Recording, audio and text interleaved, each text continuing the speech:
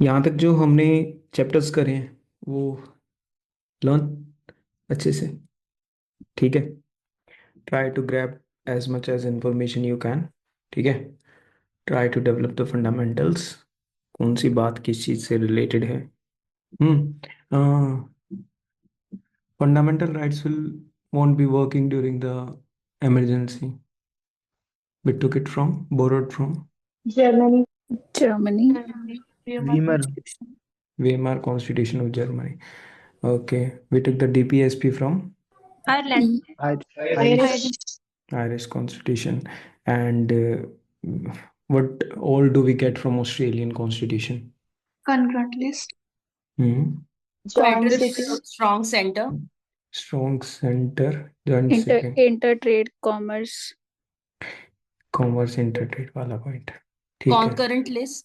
Concurrent list. Concurrent list, तो strong center किस में आएगा? Canada. Canada. Canada. गुड, ठीक है। Russia? Fundamental duties. Justice. Justice कौन सा? Social Social, economic, political. Okay, good. What do we took from the French? liberty, fraternity, Equality, republic. fraternity. Something else? Idea of liberty, equality, and fraternity, and republic. And republic. Okay. Japanese Constitution? Procedure established by. Procedure established by law. Okay, so we are well versed with all that we've studied till now. And now we should begin with the next step. So, we have already established the जो constitution से पहले जितने भी acts आए थे, laws आए थे, वो सब हमने देख लिए। कॉन्स्टिट्यूंट असेंबली ने कॉन्स्टिट्यूशन को कैसे बनाया वो हमने देख लिया। कॉन्स्टिट्यूशन के सेलिएंट फीचर्स हमने डिस्कस कर लिए। फिर जब हमने कॉन्स्टिट्यूशन को शुरू करा तो हमने कॉन्स्टिट्यूशन का जो सबसे पहला पार्ट है which was the modified objective resolution, उसको हमने प्रियम्बल की फॉर्म में स्टडी कर लिया। प्रियम्बल के में सारे वर्ड्स वगैरह वो सब याद हैं, ठीक है। Okay, now in the next chapter of Indian polity we are going to talk about the union and its territory. और यहीं से ही सबसे important चीज शुरू होती है, because from this we start with the part 1 of the constitution, ठीक है। and this part 1 of the constitution, इसमें we have articles 1, 2, 3 and 4. These are the parts, ठीक है। and part is the union and its territories. So we are going to study about this. Okay, ठीक है। इसी lecture में हम थोड़ा सा सिटीजनशिप के बारे में डिस्कस करेंगे and I just give you very very very brief about, एक या दो चीज़ के बारे में बात करेंगे, बिकॉज आई डोंट वांट कि नेक्स्ट लेक्चर में तुम उसके साथ फ्रेश अप्रोच से उसको डील करो। You should have some idea, तो हम उसके ऊपर कुछ डिस्कशन करेंगे, उस स्टडी भी नहीं करेंगे हम उसको basically. Okay, in the first column you have been given certain names, कुछ names है like मेलुआ, भारत और Bharatvarsha. Meluhha was in the areas of Mesopotamia। ये वर्ड था जो इंडस वैली सिविलाइजेशन के लिए यूज किया जाता था, for the Indus valley civilisation, right. Where is this Mesopotamia civilisation located? Iran. Euphrates और टाइग्रिस रिवर के बीच में। या यूफ्रेट्स एंड टिग्रिस रिवर का जो एरिया, अगर किसी को वैसे मैप में प्रॉब्लम हो कि ये वाला तो जो पार्ट है this is the Arabian peninsula, ठीक है, एंड ये वाला area this is the Persian gulf, ठीक है। इस पर्शियन गल्फ के ये वाला जो पूरा का पूरा area, if you go towards the Mediterranean sea, ये सारा का सारा एरिया किसके अंडर में आता था? दो रिवर्स थी, Euphrates and Tigris, the civilisation of Mesopotamia. Then we have Bharat और द भारतवर्षा, ये पुराण में मेंशन है। It was the land between the sea in the south and snow in the north. Then we have the Aryavarta which was mentioned in Manusmriti about the Indo Aryans land, ठीक है। Jambu Dwip, it is in the Vedic text, it talks about the subcontinent of India.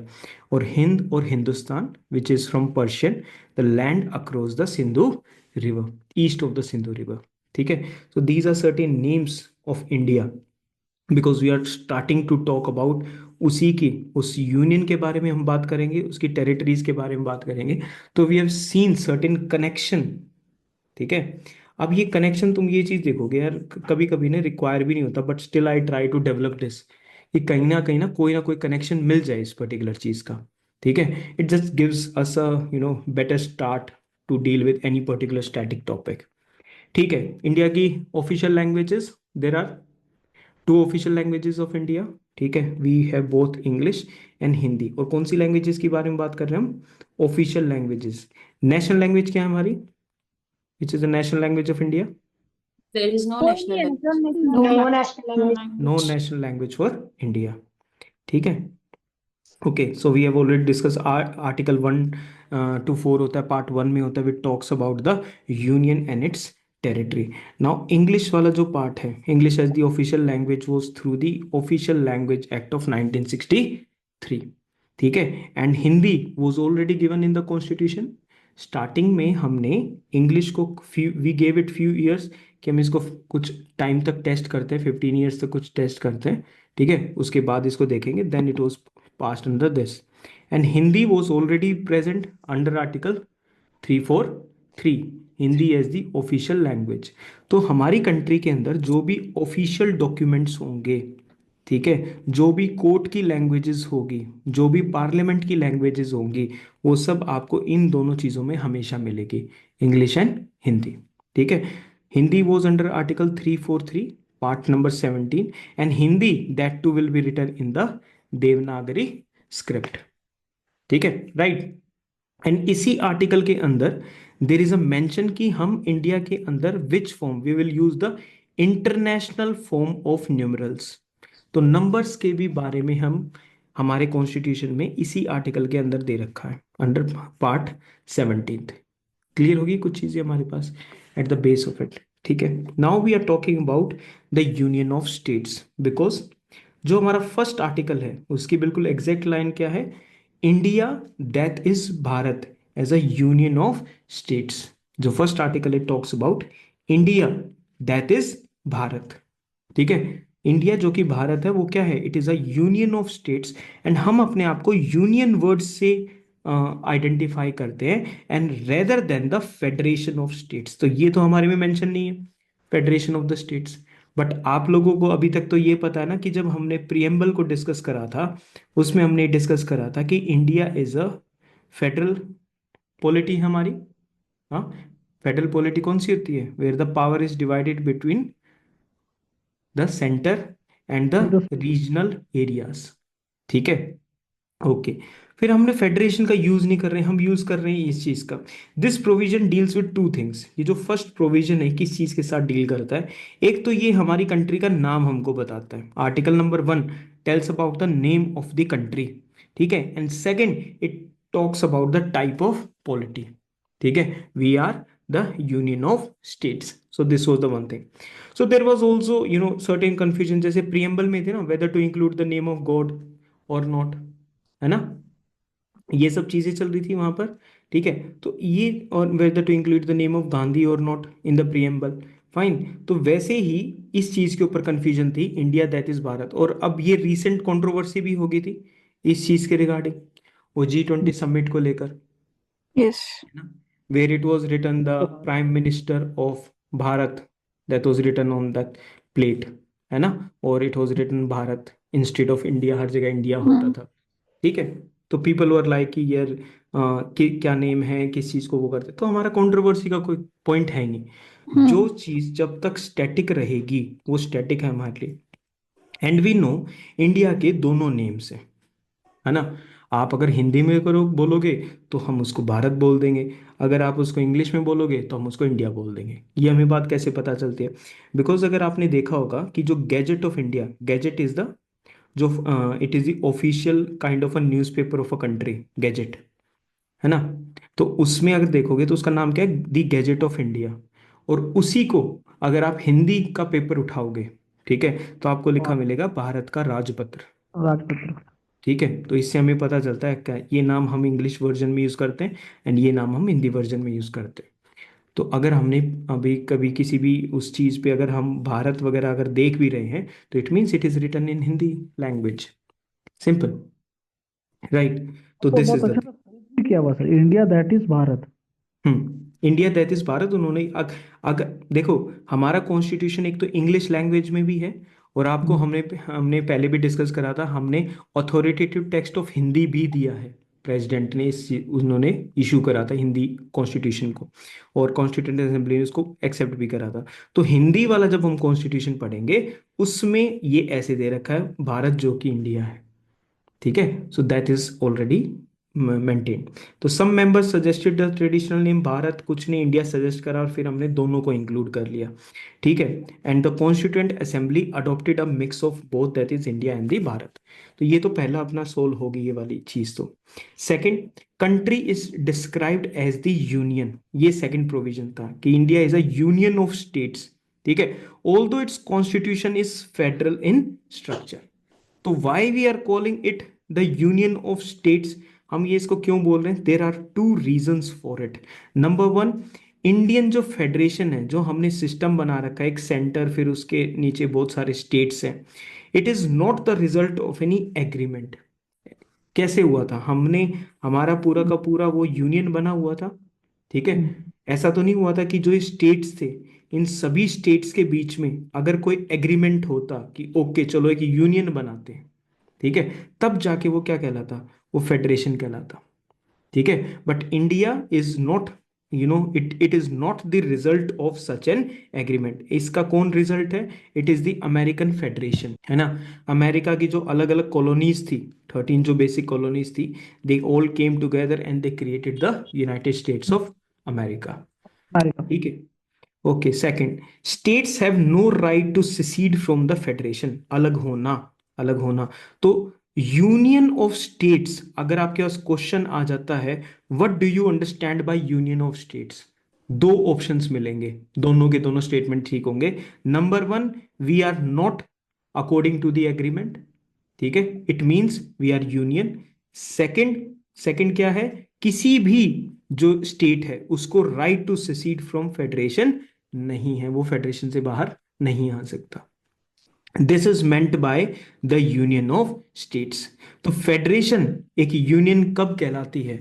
When it is indestructible, when it is indestructible, कि आप उसको अलग अलग break down नहीं कर सकते, कोई उससे अलग नहीं हो सकता, वो होता है इंडिस्ट्रक्टेबल। तो country is an integral whole and divided into states. हमने उसको सिर्फ स्टेट्स में डिवाइड क्यों कर रखा है? Just for the convenience of administration.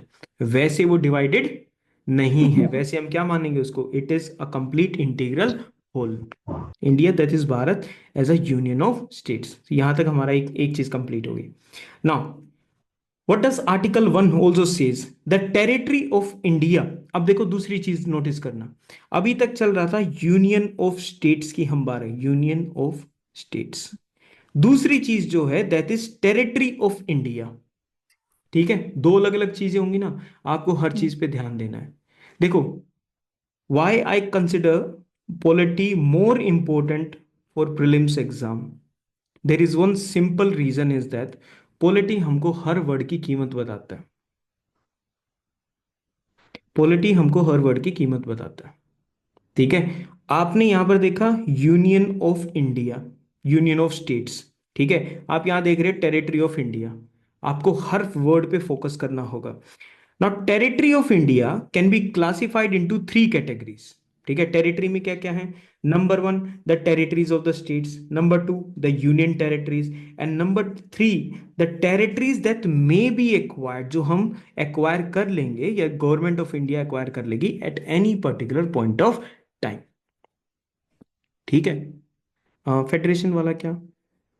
Federation वाला ये पॉइंट था कि जब ऐसे अलग अलग अलग अलग small regional states they come into an agreement, ठीक है, तो that is known as the federation. जैसे यूएसएसआर, वो सोवियत यूनियन वाला जो था, हाँ, फेडरेशन ग्रुप से बन रहे थे वो सारे के सारे। हम क्या बात करते हैं? हम हमेशा बात करते हैं यूनियन ऑफ स्टेट्स की। It means there was no agreement between the regional parts, there was no agreement between the regional parts। and union का second meaning कि ये indestructible, it means no part has the right to go out. नहीं तो federation में क्या होता है, federation में क्या होता है, कॉन्फेडरेशन बिकम, हाँ उसी टाइप का होता है। फेडरेशन में क्या होता है, one particular regional part can go out of the particular agreement. ठीक है। अच्छा, आर्टिकल 1, जो टेरिटरी ऑफ इंडिया है, तो टेरिटरी ऑफ इंडिया का मीनिंग क्या है, what is the meaning of territory of India? It is these three: territories of the states, union territories, और जो टेरिटरीज हम एक्वायर करेंगे। दिस इज, अब इस चीज को याद कर लो एक बार, इस वाली पर्टिकुलर चीज को। ठीक है, okay. The names of the states and the union territories and the territorial extent are mentioned in the first schedule. हमने शेड्यूल सारे याद कर लिए हैं, जो जो हमारे पास शेड्यूल्स हैं, ऑल 12। ठीक है, आई होप तुमने वो सारे याद कर लिए। नाउ, जो जो स्टेट्स के नेम्स हैं, जो जो यूनियन टेरिटरीज के नेम्स हैं और उनका टेरिटोरियल एक्सटेंट, ये सब फर्स्ट शेड्यूल के अंदर दे रखा है।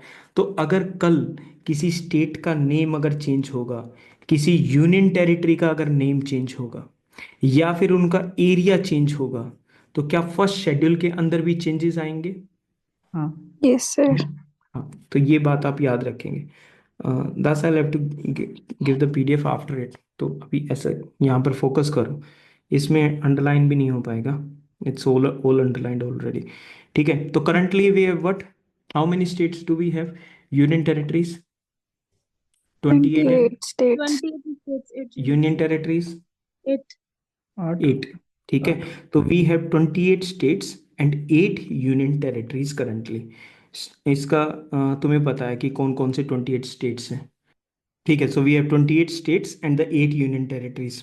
ठीक है, नाउ जो प्रोविजंस है ना कॉन्स्टिट्यूशन के, वो सारे के सारे प्रोविजंस इन सभी स्टेट्स पे in the same manner applied हैं। ठीक है, नॉर्मल बात तो ये रहेगी कि सारे के सारे प्रोविजंस अप्लाइड हैं सभी स्टेट्स पर, लेकिन there are special provisions with respect to certain states. कुछ क्या हैं, there are special provisions, and ये स्पेशल प्रोविजंस कहाँ दे रखे हैं, these are given in the part 21। ठीक है, these are given in part 21। Just give me 1 second. Applicable to the states, part number 21, applicable to the states, like जो part number 21 है, ठीक है, दैट इज आर्टिकल 371, वो वहां से शुरू होता है। तो it basically talks about the state of Maharashtra and Gujarat. इसके नीचे लाइन देखो कहाँ कहाँ पर लाइन जा रही है। Then we have Nagaland, Assam and Manipur. ठीक है, remember this, we have Nagaland, we have Assam and we have Manipur. See where I am writing the letters. ठीक है, Nagaland, Assam and Manipur. Then we have Andhra Pradesh and Telangana, we have Andhra Pradesh and Telangana. Then we have Sikkim, we have Mizoram, and we have Arunachal Pradesh. Sikkim, Mizoram and Arunachal Pradesh. Then we have Goa and Karnataka. Now all these states, ठीक है, all these states they are having certain special provisions related with them. इनकी कोई particular requirement रही होगी जिसकी वजह से इनको अप्लाई करना पड़ा था। ठीक है, अब ये सारे के सारे जो स्टेट्स हैं, like Maharashtra and Gujarat, they are given under article 371। उसके बाद 371A talks about Nagaland, B talks about Assam. ठीक है, उसके बाद Manipur we have C, then we have Andhra Pradesh, we have D Telangana, E, उसके बाद Sikkim we have F, Mizoram G, H I J, ऐसे करके 371 ABCDFGHIJ के। ठीक है, तो ऐसे करके ये चीज मेंशन है। तो एक बार इसको बाद में जाके ना एक बार इसको याद भी कर लेना, इस पर्टिकुलर चीज को। ठीक है, it could be a very simple question which can ask you about 371A, C, D और F, ऐसे करके which states they are related to। ठीक है, आराम से हो जाएगा। तो I hope you will get this particular thing. ठीक है, ड्यूरिंग द बिल्कुल 1951 में दिस वाज द एडमिनिस्ट्रेटिव जो डिविजन्स हो रखी थी इंडिया की। ठीक है, at the time of commencement of the constitution, this was the particular map of India where it was Jammu Kashmir, Rajasthan, Uttar Pradesh, Delhi, PEPSU, Punjab. ठीक है, see the area of Assam which had at that particular point, या Manipur, Tripura, West Bengal. And West Bengal के इस वाले particular area में ना, waste Bengal के area में we also have the Cooch Behar province as well. कौन सा province? Cooch Behar. Cooch Behar province as well. ठीक है, then we have Madhya Pradesh, ठीक है, विंध्य प्रदेश, मध्य प्रदेश भी है, ये मध्य भारत था, ठीक है, उड़ीसा। तो ऐसे करके we have number of them. Travancore, Cochin, Madras, Mysore, Coorg, हमने उस दिन भी देखा था, कूर्ग, ठीक है, ठीक है। Where is Bilaspur located? Bilaspur Chhattisgarh. और एक एक हिमाचल प्रदेश में भी है। हाँ, तो और एक ये हरियाणा में एक भी। छत्तीसगढ़ वाले एरिया में है Bilaspur, and the this one which we are talking about, it is in the areas of Himachal Pradesh, ठीक है। तो वो वाला भी है। अभी ये जो अभी हमने कुछ बोले हैं ना, ये हमारे अभी थोड़ी देर में काम आएंगे, ताकि हमारी बेटर अंडरस्टैंडिंग हो सके, ठीक है। नाउ हमने देख लिया there are some special provisions in the part number 21, ठीक है। उसके बाद फिफ्थ एंड सिक्स शेड्यूल में, fifth schedule talks about the various schedule areas and tribal areas, उन सब के बारे में बात करता है। Six schedule talks about 4 particular states, है ना, इट टॉक्स अबाउट असम, 4, हाँ, मेघालय, त्रिपुरा, मिजोरम। मिजोरम, ठीक है। तो notably what we are talking about इस जो टेरिटरी ऑफ इंडिया की हमने बात करी, जिसके अंदर स्टेट्स था, जिसके अंदर यूनियन टेरिटरीज था, एंड जिसके अंदर एक्वायर्ड टेरिटरीज था, ये तीन चीज थी टेरिटरी ऑफ इंडिया के अंदर। It is a wider expression than the union of India, because union of India में we are only talking about what, we are talking about the states only, nothing else. Only the states will be talked about in the Union of India. और जब हम territory of India की बात करेंगे तो हम इन तीनों कैटेगरीज को इंक्लूड करेंगे। Getting my point? ठीक है, आराम से इसको चलने दो, एक एक चीज को ग्रैब करते चलो। जब भी ऐसा लगे कि सैचुरेट हो चुका mind, do let me know, ठीक है। And you can definitely ask question, I'll cut it in the video, no issues. Union territories and territories that may be acquired by the government of India at any particular future time, ये सब किस में included नहीं है? Union of India में included नहीं है, ठीक है। States states are the members of the federal system and share a distribution of power with the center.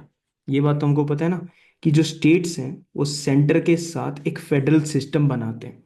Union territories and the acquired territories, on the other hand, they are directly administered by the central government. अब हमें इसका meaning पता चल गया कि जब हम इस यूनियन पर्टिकुलर की बात कर रहे थे, ये यूनियन एक्चुअली है तो फेडरेशन की तरह वर्क कर रहा है ना, है, बट है ये यूनियन। यूनियन क्यों है? क्योंकि इंडिस्ट्रक्टेबल है, ये बात हमको पता चल गई। बट ये कैसे वर्क करता है? It works like a federation. जब भी हम फेडरेशन की बात करते हैं तो या तो सेंटर रहेगा या रीजनल स्टेट्स रहेंगे, ठीक है। तो अब यूनियन टेरिटरी और एक्वायर्ड टेरिटरी जब वो आ ही सेंटर के अंदर गए तो दो ही तो कैटेगरी रह जाएंगे फिर भी, ठीक है ना। तो इसलिए हम उनको इसमें इंक्लूड नहीं करते। तो the union territories and the acquired territories, they are under the they are directly administered by the central government, okay, ठीक है। इंडिया क्या है? वी ऑल नो, प्रियम्बल में भी दे रखा था, India is a sovereign state. तो सॉवरेन स्टेट है तो हम दूसरे की फॉरेन टेरिटरी को एक्वायर भी कर सकते हैं, ठीक है, according to different different modes of international law, like cession following a treaty, purchase, gift, lease पे दे दिया, या थ्रू प्लेबिसाइट, या हम उसको ऑक्यूपाई कर सकते हैं अगर उसका कोई unoccupied by a recognised ruler है। अगर उसका कोई भी वो अनऑक्यूपाइड है, किसी भी उसका कोई रूलर नहीं है, तो हम उसको ऑक्यूपाई भी कर सकते हैं। अच्छा, हम उसको कॉन्क्वेस्ट भी कर सकते हैं, सब्जुकेट, हम उसको अपने कंट्रोल में भी ला सकते हैं, ठीक है। Through all these things, why we can do these things? Because India is a sovereign state, ठीक है। बस इसको समझना जरूरी है कि हम सॉवरेन स्टेट, हम ये काम कर सकते हैं। तो इंडिया ने ऐसा फिर किया भी। India acquired several foreign territories, देखो ये एक्वायर्ड टेरिटरी ऑफ इंडिया में, टेरिटरी ऑफ इंडिया में ये थर्ड कैटेगरी है, ये सुन लो, ये थर्ड कैटेगरी है, ठीक है। Foreign territory, Dadra and Nagar Haveli हमने ले लिया, गोवा ले लिया, दमन एंड दीव, पुडुचेरी, सिक्किम उसके रूलर से ले लिया since the commencement of the constitution. So we have states already, ठीक है, वी हैव यूनियन टेरिटरीज, और हमने कुछ टेरिटरीज को एक्वायर कर रहा है, ठीक है। कुछ हमने पोर्टुगीज से एक्वायर कर लिया, कुछ फ्रेंच से एक्वायर कर लिया, ठीक है, कुछ रूलर सिक्किम से एक्वायर कर लिया, ठीक है। यहां तक हो गया हमारा article number 1 that we are talking about. Article number 2, now it empowers the parliament. किसको एम्पावर करता है? आर्टिकल 2 किसको पावर देता है? It gives the power to the parliament to admit into the union of India. किसमें admit करने की बात कर रहा है वो? यूनियन ऑफ इंडिया में बात कर रहा है। और establish new states on such terms and condition as it thinks fit. तो उसको कोई भी पार, ये पार किसके पास आ गई? पार्लियामेंट के पास आ गई कि वो किसी को भी एडमिट कर सकता है या वो न्यू स्टेट्स को एस्टेब्लिश कर सकता है। अब दो चीजें बोली ना उसने, या तो वो एडमिट कर सकता है, number one thing, and second वो क्या कर सकता है? एस्टेब्लिश कर सकता है न्यू स्टेट्स को। ठीक है। Article 2 grants two powers. Number one, admit into the union of India new states, एक चीज होगी, and second the power to establish new states. जब पहले से ही कोई स्टेट, कोई एरिया पहले से ही वेल डिफाइंड है, जब हम उसको लेकर आएंगे तो we are talking about the first one. Admit कर रहे हैं हम किसी भी नए स्टेट को। अगर हम उसको बिल्कुल एस्टेब्लिश कर रहे हैं, उसको बना रहे हैं, then we are talking about the power number 2। और ये दोनों पावर किसके पास है? दोनों पावर किसके पास है? It is with the parliament. तो article 2 relates to the admission or the establishment of new states that are not part of the Union of India। ठीक है, जो उसका पार्ट नहीं है। तो फर्स्ट में उसने बता दिया कि क्या क्या पार्ट्स हैं। ठीक है। सेकंड में वो बता रहा है कि हम किसको एडमिट कर सकते हैं, किसको हम एस्टेब्लिश कर सकते हैं। ठीक है। Article 3 on the other hand relates to the formation or changes in the existing states of the Union of India। 2 ने बात की कि बाहर से कैसे आएंगे नए एरियाज। ठीक है। और 3 बात कर रहा है कि जो पहले से ही आपके पास हैं, आप उसको, उसके अंदर आप चेंजेस कैसे करेंगे, बाउंड्री के अंदर, एरिया के अंदर, ऐसे करके सारे के सारे। ठीक है। तो article 3 deals with internal readjustment. Article 3 तो किसके सर साथ डील करता है? Internal readjustment. ठीक है। Of the territories of the constitution of the states. तो ये चीज है जो आपको याद रखनी है। तो आपने देख लिया आर्टिकल 1। भाई आर्टिकल 1 के अंदर 3 एरियाज हैं, territory of India, states, union territories, acquired territories. ठीक है। फिर आपने देख लिया हमने कुछ टेरिटरीज को एक्वायर भी कर रखा है, डन हो गया। आर्टिकल 2 की जब हम बात करेंगे, we are talking about 2 different words. एक हम बात कर रहे हैं एडमिट के बारे में, दूसरा हम बात कर रहे हैं एस्टेब्लिश के बारे में। ठीक है। पहले से कोई डिफाइंड स्टेट बना हुआ है, सारी चीजें हैं, हम सिर्फ उस स्टेट को उठा के सिर्फ यूनियन ऑफ इंडिया का पार्ट बना लेंगे। ठीक है। दैट इज एडमिट करना हो गया, फाइन हो गया। हम किसी भी पर्टिकुलर टेरिटरी को दूसरे से जोड़ जोड़ के ऐसे करके हम उसको एक नया एरिया बना रहे हैं, इसको हमने स्टेट बनाया, और तब जाके हम इसको लेकर आए। तो हमने इस स्टेट को क्या करा? एस्टेब्लिश करा। ओके, यहां तक हमारा पार्ट हो गया। अब हम इनको थोड़ा सा और डीप में जाते हैं इस चीज के। Parliament's power to reorganise the states, किसको पावर मिल रखी थी? आर्टिकल 3 बात कर रहा था इंटरनल रीएडजस्टमेंट की। तो आर्टिकल 3 बात कर रहा है the internal readjustment. It authorises the parliament, क्या क्या कर सकता है parliament? It can form a new state by separation of a territory from any state, और बाय यूनाइटिंग 2 और more states, or by parts of state, or by uniting any territory to a part of new states। ज्यादा हो गया ना? बिल्कुल एकदम से आराम आराम से देखो। न्यू स्टेट को फॉर्म कर रहे हैं, separation of a territory from any state. कोई स्टेट पहले से है ना, उस स्टेट की किसी भी एरिया को सेपरेट करेंगे और उसको 2 स्टेट्स बना देंगे। कर रखा है काम हमने पहले। We have separated Madhya Pradesh into Madhya Pradesh and Chhattisgarh, Bihar into Bihar and Jharkhand, Uttar Pradesh into Uttarakhand and Uttar Pradesh, ऐसे करके हमने कर रखा है। ठीक है। तो हम ऐसा काम कर सकते हैं बाय यूनाइटिंग 2 और मोर स्टेट्स। हम 2 स्टेट्स को लेकर उनका एक भी बना सकते हैं। ठीक है। पार्ट्स ऑफ अ स्टेट और पार्ट्स ऑफ अ स्टेट्स, अलग अलग स्टेट्स के पार्ट्स को बना के भी हम एक बना सकते हैं। और by uniting any territory to a part of any state, यानी पहले से कोई स्टेट है और कोई भी territory, it could be a union territory, it could be acquired territory, वो स्टेट के साथ बना के हम इसको एक नया स्टेट बना देंगे। तो स्टेट कैसे भी बन सकता है, the basic thing is this. ठीक है। State can be in any particular way. Second, the parliament can increase the area of any state. Okay, it can diminish the area of any state. State का area भी कम हो सकता है, उसका area increase भी हो सकता है, उसकी बाउंड्रीज को भी चेंज किया जा सकता है। तो यार बाउंड्री चेंज करेंगे तो एरिया के साथ तो चेंज होगा, जरूरी तो नहीं। क्या जरूरी है?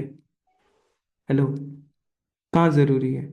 अगर मान लो दो स्टेट्स हैं, ठीक है, ये वाला स्टेट कह रहा है मेरे को ये वाला हिस्सा दे दे, ये वाला कह रहा है मेरे को ये वाला हिस्सा दे दे, ठीक है, तो ये इसके पास ये आ जाएगा और इसके पास ये वाला हिस्सा आ जाएगा, ठीक है, तो एरिया तो सेम रहेगा, लेकिन हमने बाउंड्री को क्या करा, बाउंड्रीज को चेंज कर दिया सिर्फ, ठीक है। तो we are talking about altering the boundaries of any state, और फिर हम उसका नाम तो चेंज कर ही सकते हैं, इस ये तो हम लगे हुए हैं इस चीज में, ठीक है। ओडिशा का हम ओडिशा बना देते हैं, राइट, ऐसे करके we can do anything. Uttaranchal का उत्तराखंड, उत्तराखंड। और किस में चेंजेस है?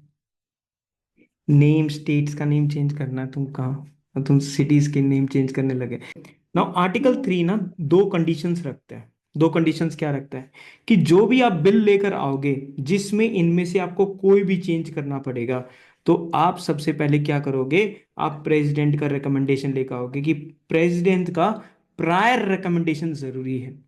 तो आपको स्टेट्स के साथ अगर कुछ भी करना है, ठीक है, न्यू करना है, एरिया इंक्रीज डिक्रीज बाउंड्री और नेम, उसका कुछ भी करना है, तो आपको प्रायर रिकमेंडेशन की जरूरत है from the president. This is one thing, ठीक है। Second, before recommending the bill, president क्या करेगा, स्टेट लेजिस्लेचर को, जो कंसर्न स्टेट है जिसके साथ चेंजेस हुए हैं, उससे एक बार पूछेगा भाई तू अपने व्यूज बता दे, ठीक है, और ये व्यूज भी with in a specified period वो बताएगा, ठीक है। क्या लगता है जो स्टेट लेजिस्लेचर के जो व्यूज होंगे, क्या वो बाइंडिंग होंगे सेंटर के ऊपर या नहीं होंगे? नहीं होंगे सर। नहीं होंगे, ठीक है, तो वो बस उसकी सुन रहा है। The power of the parliament to form new state includes the power to form a new state और a union territory by uniting part of any state or union territory to any other state or the union territory। वो कैसे भी करके it means वो new states को form कर सकता है। फॉर्म करने के लिए बस दो कंडीशंस हैं। नंबर वन, आपको प्रेसिडेंट का प्रायर रिकमेंडेशन चाहिए, और सेकंड कंडीशन क्या है कि आप स्टेट लेजिस्लेचर को आप एक बार उसको रेफर करोगे और उसके व्यूज जानोगे विद इन स्पेसिफाइड पीरियड, ठीक है। ओके, द प्रेसिडेंट और parliament is not bound by the views of the state legislature, it may accept और रिजेक्ट देम। क्लियर हो गया यहां तक? ठीक है, थोड़ा सा लाइटली रहो, इतना मतलब उस पर होल्ड मत करने की कोशिश करो, ठीक है। It is not necessary to make a fresh reference to the state legislature every time an amendment or a bill is moved and accepted by the parliament। उस वो जो बिल था उस स्टेट के रिगार्डिंग, अगर मान लो उसको आपको अमेंड करना है, तो क्या आप हर बार स्टेट लेजिस्लेचर से पूछने जाओगे? नहीं ना। तो once you have got the thing you have asked it, तो उसके बाद जरूरत नहीं है, not necessary to make a fresh reference, ठीक है, and accepted in the parliament हो जाएगा। In case of union territory, अगर ये तो स्टेट्स की बात है कि स्टेट्स के रेफरेंस में आपको स्टेट लेजिस्लेचर से बात करनी है, बट यूनियन टेरिटरी में अगर कोई चेंजेस करने हुए तो उसके लिए किसी को रेफरेंस देने की जरूरत है नहीं। Union territory are centrally administered.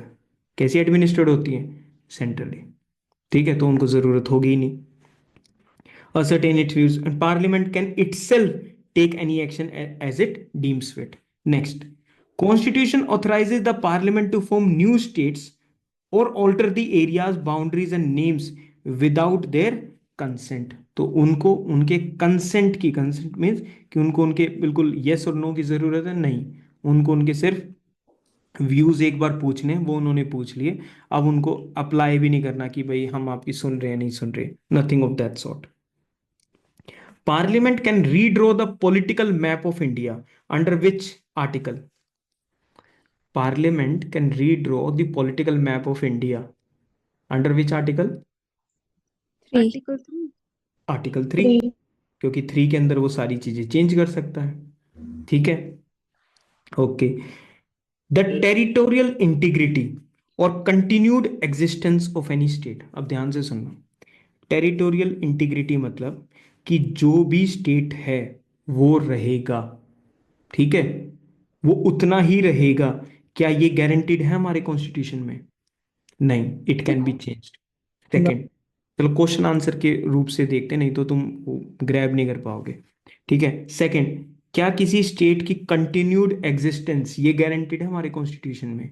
No. नहीं, it is on the parliament to do any such thing. ठीक है, वो उसको कंप्लीटली हटा भी सकता है, चेंज भी कर सकता है, सब कुछ कर सकता है। ठीक है, is not guaranteed. India is rightly described as indestructible union है। यूनियन से कोई बाहर नहीं जा सकता, कोई स्टेट अलग हो गए। लेकिन क्या यूनियन में स्टेट्स को डिस्ट्रक्ट किया जा सकता है? Yes, Yes. स्टेट्स को हम चेंज कर सकते हैं। तो India is indestructible union of destructible states. States को चेंज कर सकते हैं, डिस्ट्रक्ट कर सकते हैं। ठीक है, यूएसए में क्या है? टेरिटोरियल इंटीग्रिटी और कंटिन्यूड एग्जिस्टेंस दोनों गारंटीड है। यूएसए किसी भी स्टेट के एरिया को, ठीक है, या उसके किसी भी पर्टिकुलर चीज को चेंज नहीं कर सकता। ऐसा नहीं कि आज टेक्सास है तो कल टेक्सास नहीं होगा, नहीं, टेक्सास अब है तो बस टेक्सास रहेगा हमेशा। ठीक है, तो वहां पर टेरिटोरियल इंटीग्रिटी डिफाइंड है। 1 हो गया, 2 हो गया और 3 हो गया। Article number 4 which talks about laws made for the admission और the establishment of the new states. New states को एडमिट करना या एस्टेब्लिश करना, कौन से आर्टिकल में? Under article 2। क्लियर, याद है? अभी तो पढ़ के आए हैं। एडमिट करना या एस्टेब्लिश करना अंडर आर्टिकल 2, या फिर न्यू स्टेट्स को फॉर्म करना और ऑल्टर करना under article 3 are not to be considered as amendments of the constitution under article 368। यानी अगर आप आर्टिकल 2 में कुछ करते हो, आर्टिकल 3 के अकॉर्डिंग कुछ करते हो, तो वो चीजें अमेंडमेंट नहीं कहलाएंगी अंडर आर्टिकल 368। आप उसको ऑर्डिनरी लेजिस्लेटिव प्रोसेस के थ्रू आप काम कर सकते हो। तुम्हें 368 याद है ना? आर्टिकल 368 में दो चीजें थी। स्पेशल, स्पेशल था एक तो स्पेशल मेजोरिटी, और दूसरा था special majority plus ratification. Ratification of states. Clear, okay. तो जब आप अकॉर्डिंग टू आर्टिकल 2 काम करते हो और जब आप अकॉर्डिंग टू आर्टिकल 3 काम करते हो, क्या आपको अंडर 368 काम करना पड़ेगा? नहीं, आप सिर्फ ऑर्डिनरी प्रोसेस से, पार्लियामेंट के ऑर्डिनरी प्रोसेस से आप वर्क कर सकते हो। This means that such laws can be passed by simple majority and by the ordinary legislative processes. ठीक है, तो कॉन्स्टिट्यूशन को अमेंड करने के भी दो अब वो हो गए, एक अंडर आर्टिकल 368 और एक 368 से बाहर। ठीक है, आर्टिकल 2 और 3 किस में आएगा? बाहर वाले में आएगा। ठीक है, ओके। आज लर्न वाले पे फोकस करते हैं, तो कभी वो ना हो जाए। हो गया भाई, ये वाला अपना पार्ट हो गया। तो फिर क्या हुआ? अब देखो, एक सवाल उठा, पार्लियामेंट किसी भी स्टेट के एरिया को डिमिनिश कर सकती है अंडर आर्टिकल 3?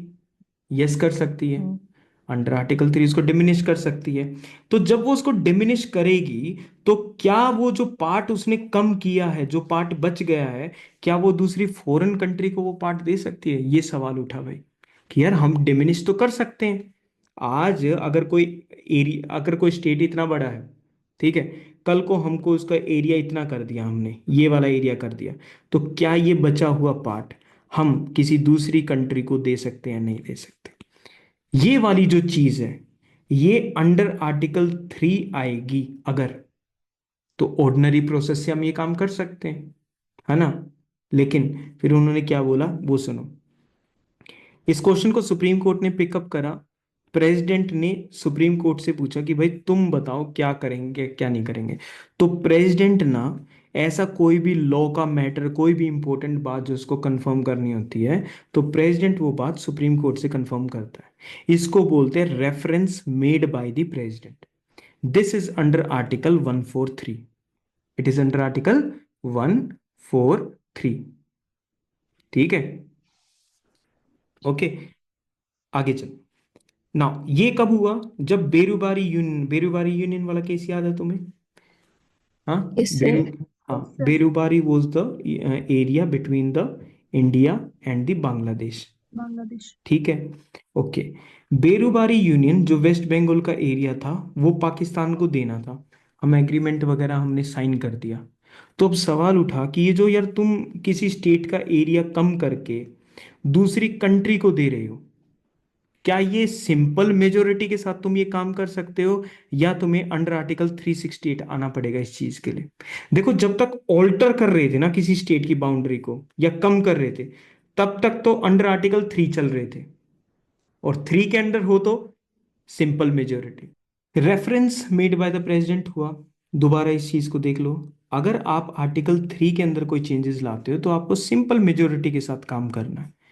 लेकिन और आर्टिकल 3 के अंदर भी ये बात दे रखी है कि आप किसी भी स्टेट के एरिया को डिमिनिश कर सकते हो। तो जब हमने बेरुबारी यूनियन में वेस्ट बंगाल के एरिया को डिमिनिश करा, तो देर वॉज दिस क्वेश्चन कि क्या ये डिमिनिश्ड एरिया जो हुआ है, जो एरिया कम करा है, आप क्या इस एरिया को पाकिस्तान को दे सकते हो under simple majority, under article 3? The question was this: supreme court held that power of the parliament to diminish the area under article 3 does not cover cession of the Indian territory. आप Indian territory को दूसरी country को दे रहे हो, ये under article 3 नहीं आएगा। Article 3 के अंदर फिर क्या आएगा? आप भाई नाम चेंज कर लो, नया बना लो, ऊपर नीचे कर लो, एरिया को जो करना है कर लो, बाउंड्री को चेंज कर लो। लेकिन जब आप अपना पार्ट किसी दूसरी कंट्री को दोगे, तो क्या ये अंडर आर्टिकल 3 आएगा? नहीं आएगा। ठीक है, तो अब चेंज तो होने लग रहा है, तो ये अंडर आर्टिकल 368 चला जाएगा।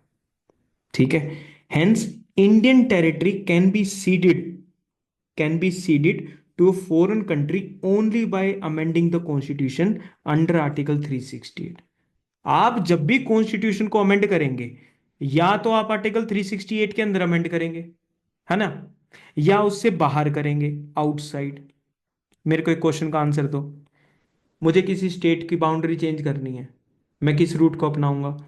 ए रूट को अपनाऊंगा या बी को करूंगा? B. B. B. बी को करूंगा। ठीक है, मुझे पंजाब के एरिया से या जम्मू कश्मीर की यूनियन टेरिटरी से एरिया लेके पाकिस्तान को देना है, अब मैं क्या करूंगा? ए सर। ए के थ्रू जाऊंगा मैं। A. ठीक है, क्योंकि वो ये वाला जो केस था दूसरी कंट्री को देना, क्या ये आर्टिकल 3 के अंदर आएगा या नहीं आएगा? नहीं नहीं आएगा। है। नहीं। नहीं आएगा। ठीक है, ठीक है, तो ये डिसाइड होगा कि बेरुबारी यूनियन की जो भी टेरिटरी पाकिस्तान को जाएगी, वो 368 के अंदर जाएगी, है ना? ओके, कॉन्सिक्वेंटली फिर हमको 9th कॉन्स्टिट्यूशनल अमेंडमेंट पास करना पड़ा to transfer the said territory to Pakistan. ठीक है, okay. Supreme court in 1969 rule that settlement of a boundary, अब ये सेकंड चीज है, ध्यान देना इस पे। Settlement of a boundary dispute between India and other country does not require a constitutional amendment. Point number 1, अगर आप आर्टिकल 3 के अंदर किसी भी स्टेट के इंटरनल स्ट्रक्चर को, कंट्री के इंटरनल स्ट्रक्चर को चेंज कर रहे हो, you do not require constitutional amendment, yes और no? But you require something. What is that something? जब चेंज कर रहे हो तो कुछ चीज की रिक्वायरमेंट है, क्या है वो? प्रेसिडेंट का रिकमेंडेशन, प्रेसिडेंट का consent prior Prior recommendation, consent. और सेकंड द स्टेट्स को रेफर स्टेट कर लेजिस्लेचर का रेफर करेंगे। ठीक है, Yes, sir. हो गया, एक चीज होगी हमारी। सेकंड चीज, जब आप किसी भी पर्टिकुलर एरिया को यानी सेशन आप दूसरी कंट्री को दे रहे हो, तो आपको अमेंडमेंट करना है कॉन्स्टिट्यूशन में। यस, आपको अमेंडमेंट करना पड़ेगा अंडर आर्टिकल 368। लेकिन अगर आप दूसरी कंट्री के साथ बाउंड्री सेटलमेंट कर रहे हो, तो क्या अमेंडमेंट करना जरूरी है? No sir. हाँ, settlement of a boundary dispute does not require a constitutional amendment. ये सिर्फ एक एग्जीक्यूटिव एक्शन, यानी यूनियन गवर्नमेंट इसको डायरेक्टली कर सकती है, because boundary settlement boundary settlement is not, does not involve cession. Clear हो गया ये वाला पॉइंट? जब आप बाउंड्री सेटल कर रहे हो, कुछ आप उससे लोगे, कुछ आप उसको दोगे, आप दे नहीं रहे हो। जब आप सिर्फ दे रहे हो उसको, तो 368 आ जाएगा। जब आप सेटल कर रहे हो, तो हाँ आराम से कर लो एग्जीक्यूटिव एक्शन। ये तीनों केस तुम्हें समझ में आ गए? हो गया, यहां तक हो गया अपना पार्ट। अभी अभी रुको, सारी चीज चल रही है। एक्सचेंज ऑफ टेरिटरीज विद आज अपना सोने से पहले यही एम है कि हमको पार्ट नंबर 1 याद है, अच्छे से समझ में आ गया, और दोबारा हमको रिवीजन की कभी जरूरत नहीं पड़ेगी। टेरिटरीज विद अब बात करते हैं, बांग्लादेश के साथ हमको कुछ करना था। ठीक है, कुछ करना था, क्या करना था वो देखते हैं। अब ये बेरुबारी यूनियन वाला केस भी है। Acquiring of certain territories by India and transfer of certain other territories to Bangladesh। ठीक है, हम बांग्लादेश को कुछ टेरिटरीज दे रहे हैं और उनसे कुछ टेरिटरीज को एक्वायर कर रहे हैं इन pursuance of the agreement and protocol entered between the government of India and Bangladesh. दोनों गवर्नमेंट्स ने आपस में एक एग्रीमेंट करा। उस एग्रीमेंट में ये डिसाइड हुआ कि इंडिया कुछ एरिया इसको देगा और बांग्लादेश कुछ एरिया इंडिया को देगा। क्लियर हो गया? ठीक है, इस काम को करने के लिए हमें क्या पास करना पड़ा? 100th constitutional amendment act 2015।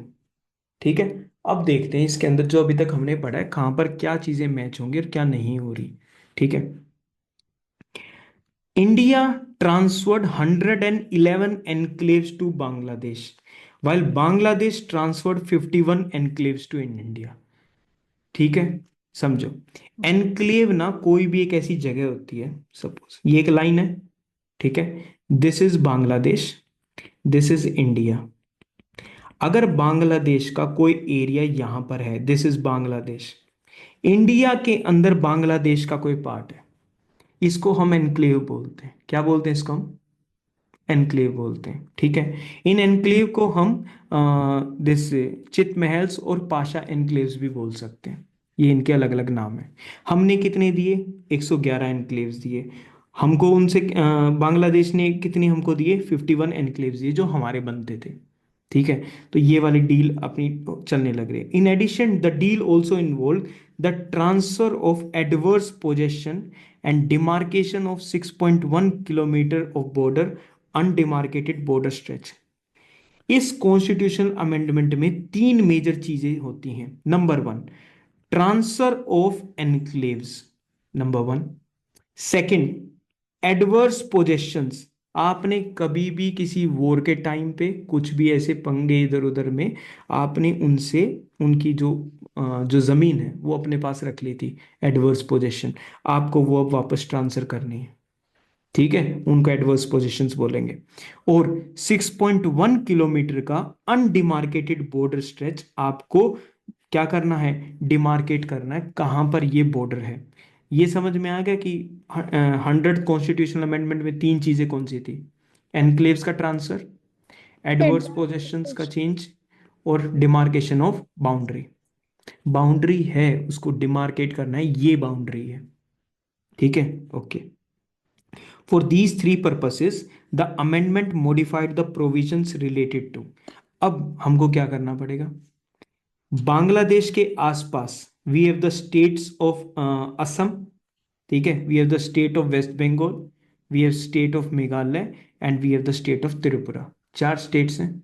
जब हम एनक्लेव्स में चेंजेस करेंगे, एडवर्स पोजीशंस को देंगे, बॉर्डर डिमार्केट करेंगे, तो इनके अंदर चेंजेस आएंगे नहीं आएंगे? इन चारों के अंदर, इन चारों के अंदर चेंजेस आएंगे, तो आपको ये बात भी याद रखनी है। ठीक है, जब इनके अंदर चेंजेस आएंगे तो इनकी टेरिटरी कहां पर लिखी हुई है? It is written in the first schedule. इनकी टेरिटरी दोबारा से लिखनी पड़ेगी, कितना एरिया कम हुआ कितना बढ़ा, और ये इसके लिए हमें चेंजेस लाने पड़ेंगे फर्स्ट शेड्यूल के अंदर। क्लियर होगी? अगर हम सिर्फ बाउंड्री सेटलमेंट कर रहे होते तो क्या हमको कॉन्स्टिट्यूशनल अमेंडमेंट की जरूरत थी? अरे No, sir. No, sir.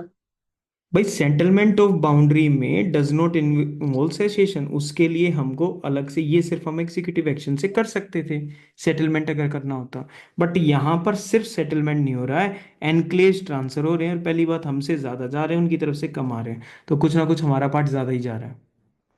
ठीक है, दिस इज वन थिंग। दूसरा, छीन, ये अच्छे से छीन रखी थी, वो भी चीज वापस गई। डिमार्केशन में कुछ कुछ चीजें चेंज हो सकती हैं। ये चारों स्टेट्स के आपको नाम याद रखने हैं, वैसे भी याद रह जाएंगे, मैप हल्का सा याद है तो।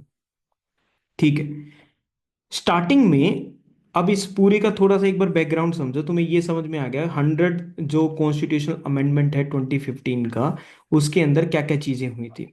अब थोड़ा सा बैकग्राउंड देखो। इंडिया बांग्लादेश का कुछ बॉर्डर है, 4096.7 किलोमीटर, नंबर वन।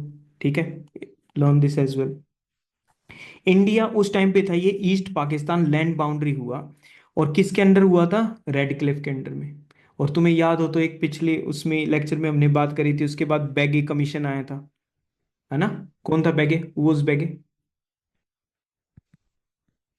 जज था शायद कोई। कहाँ से था? स्वीडिश जज था ना, ओके। स्वीडन से, है ना? तो बैगे अवार्ड ऑफ 1950, इससे भी कुछ नहीं हुआ, यहां पर भी कंफ्यूजन रह गई। ठीक है, अब इसको सेटल करने के लिए ना, इंडिया और ईस्ट पाकिस्तान, उस टाइम पे तो ईस्ट पाकिस्तान था, इसको सेटल करने के लिए हमने नेहरू नून एग्रीमेंट करा ऑफ 1958। दोनों प्राइम मिनिस्टर्स ने इसको साइन कर लिया। ठीक है, तो जवाहरलाल नेहरू एंड फिरोज खान नून, इन दोनों ने ये नेहरू नून एग्रीमेंट करा। ठीक है, बाई कर लिया। उसके बाद जो हमको बेरुबारी यूनियन का, जो भी हमको इसको, इससे रिलेटेड जो भी चीजों को ठीक करना था, that was challenged before the supreme court.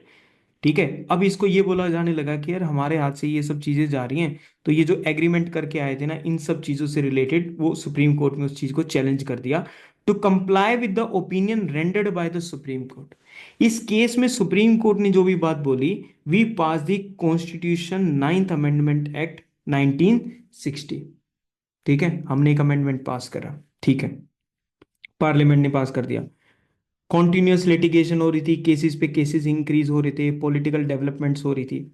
ठीक है, 9th कॉन्स्टिट्यूशन अमेंडमेंट एक्ट में जो भी बात थी उसको नोटिफाई नहीं किया गया, उसको मतलब एक प्रकार से तुम ये समझो इम्प्लीमेंट नहीं हुई वो सारी की सारी चीजें, मतलब इशू है, अभी भी है।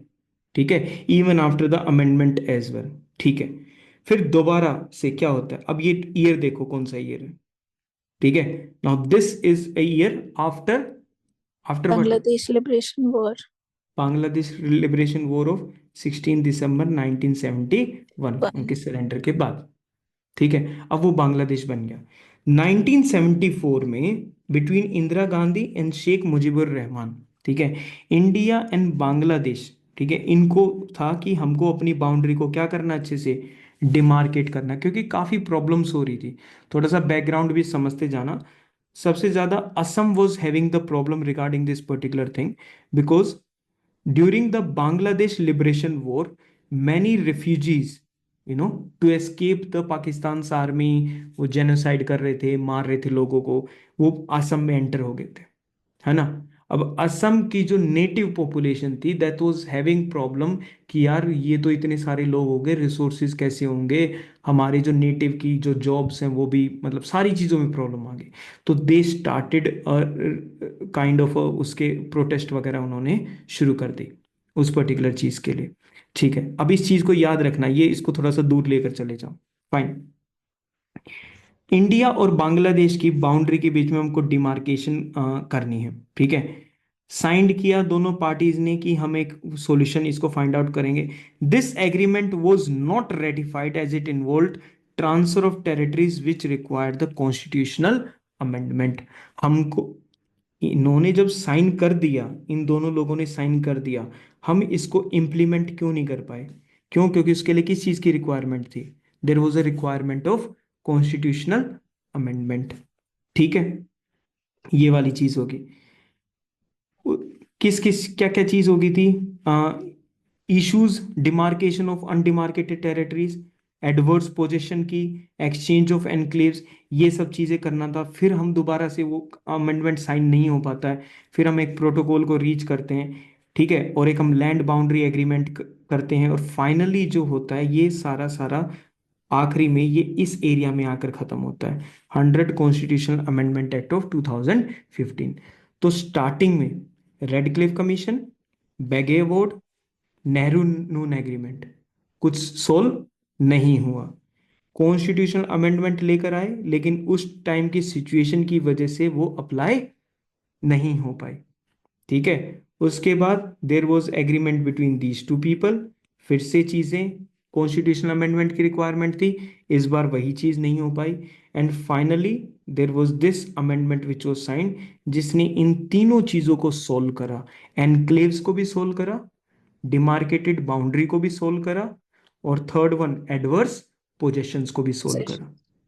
वो वाला बचा। और इसको ना काउंटर काउंटर एनक्लेव बोलते हैं। कैसा दिखाई देता है पता है? ये बांग्लादेश है, ठीक है, ये इंडिया है। इंडिया के अंदर बांग्लादेश की टेरिटरी और बांग्लादेश के अंदर फिर ऐसे करके इंडिया की टेरिटरी। इसको काउंटर काउंटर एनक्लेव बोलते हैं। एक कंट्री में दूसरी कंट्री, उसी दूसरी कंट्री में फिर अपनी कंट्री, ठीक है, वो पर्टिकुलर रीजन होता है दिस। और इस रीजन को कनेक्ट करने के लिए with Bangladesh we have the 3 Bigha corridor. ठीक है, तो उस चीज को बस एक हल्का सा ऐसे याद रखना इस पर्टिकुलर चीज में। ठीक है, तो अब हमारे पास देखो, अब थोड़ा सा सर नाम क्या था उसका, ये काउंटर काउंटर वाला? काउंटर काउंटर एनक्लेव का दहलाल Yes, खागड़ा sir. बड़ी। ओके ठीक है, सर। याद व्याद मत करना यार तुम कभी, ये तो स्टोरी के पहलू हैं सारे। Article number 1 talks about 3 things. Territory of India कौन कौन सी? Sir State. ये जो union of states States, second. UT, Union territories and UT, territories that will be acquired by the Acquired government territories. in future. ठीक है, article number 2 talks about 2 things Admission of new states. And Admission our and establishment establishment of Establishment new of states. New new states. Article number 3 talks about internal readjustment. Internal restructuring के बारे में वो बात करता है। ठीक है, और आर्टिकल 4 किस चीज के बारे में बात करता है कि आर्टिकल 2 और आर्टिकल 3 368 से बाहर है। बाहर। ठीक है, ओके, ये एक चीज हमने देख ली। दूसरी फिर हमने देखी थी सेटलमेंट ऑफ बाउंड्री में आपको कॉन्स्टिट्यूशनल अमेंडमेंट की रिक्वायरमेंट नहीं है। नहीं है। ठीक है, अब ये चीज अगर तुम्हें याद हो गई होंगी तो हमारा मेजर मेजर काम पूरा है। ठीक है, ओके। अच्छा, ये मैप को बाद में देख लेना। इंडिया का किस किस कंट्री के साथ क्या क्या बॉर्डर इश्यूज हैं, ठीक है, उनके एरियाज को देख लेना सिर्फ। जैसे we have the Sir Creek region which is between Pakistan and India, Gulf of Kutch के पास।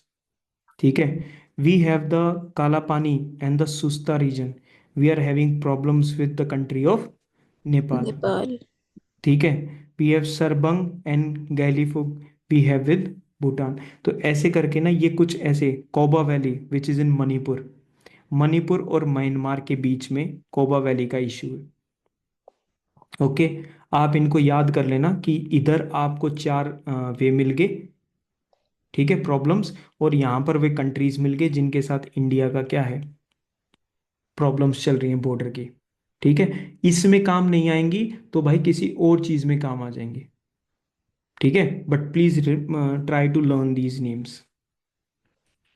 ओके, थोड़ा सा आगे चलते हैं अब इसमें, अब थोड़ा बैकग्राउंड पे आ जाते हैं।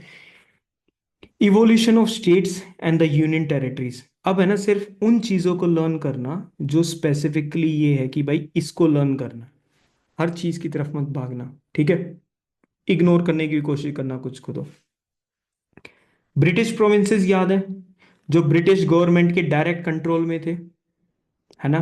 ठीक है, इन ब्रिटिश प्रोविंसेस के अंदर गवर्नर्स होते थे।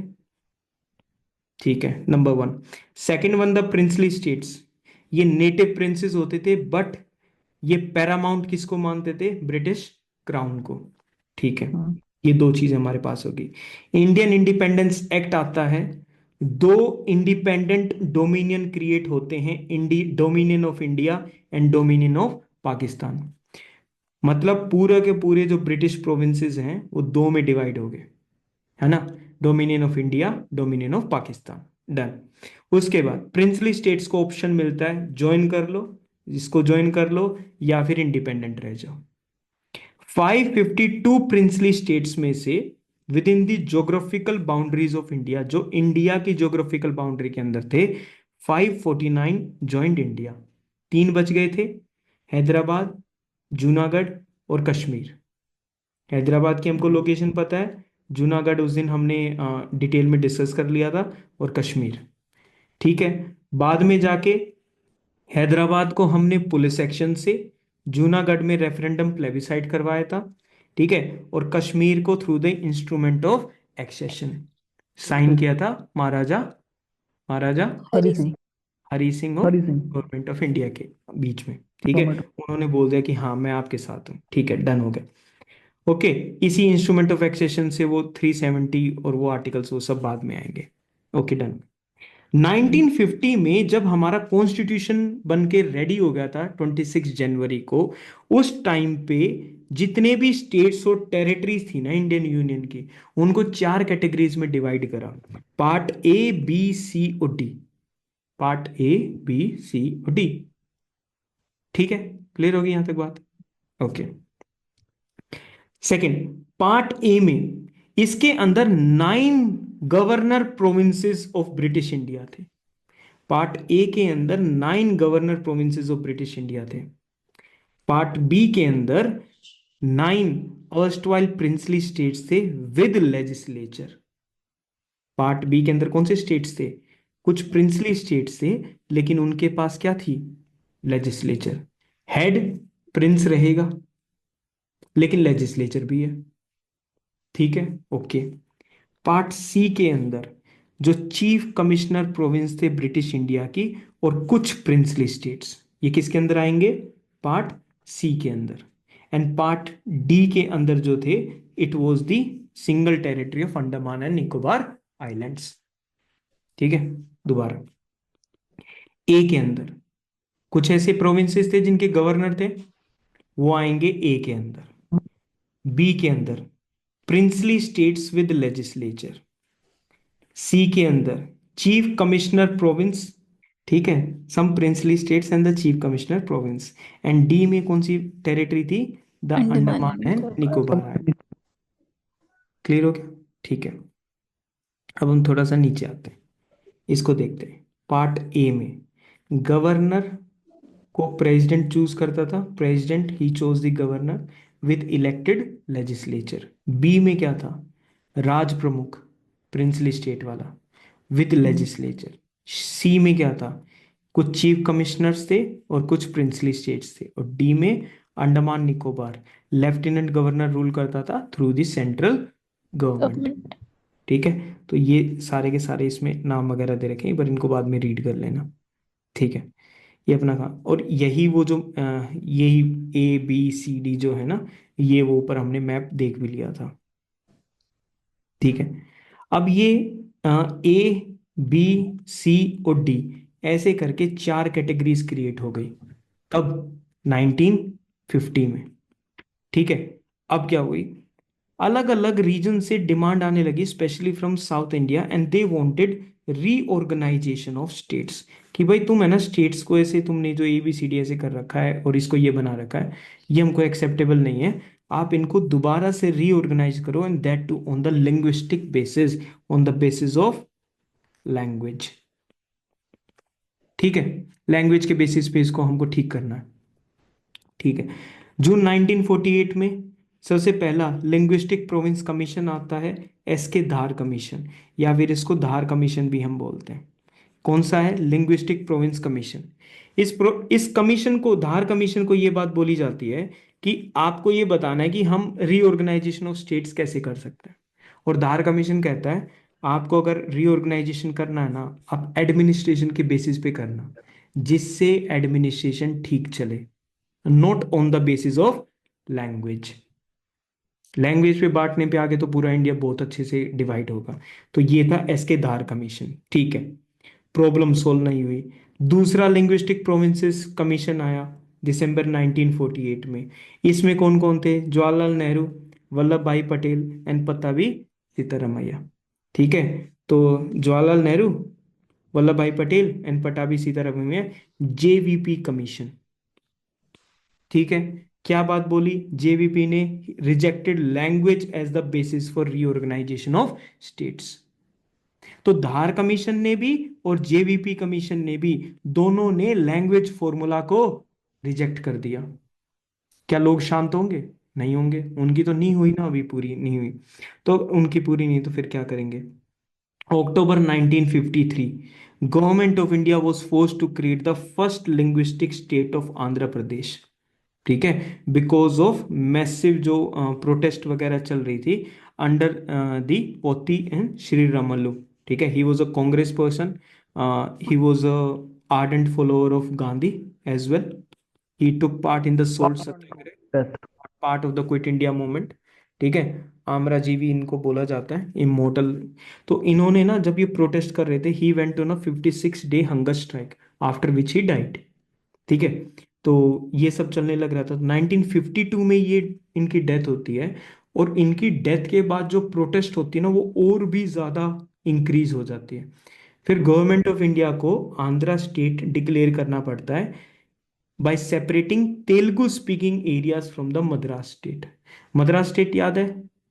आज की डेट में Madras state holds which area? Tamil Nadu. Tamil Nadu. Tamil Nadu. तो उसमें से तमिल लैंग्वेज वो रहेगी, और we took out the separating the Telugu speaking areas from the Madras state. ठीक है, ये वाली चीज होगी। तो पहला लिंग्विस्टिक स्टेट क्रिएट हो गया।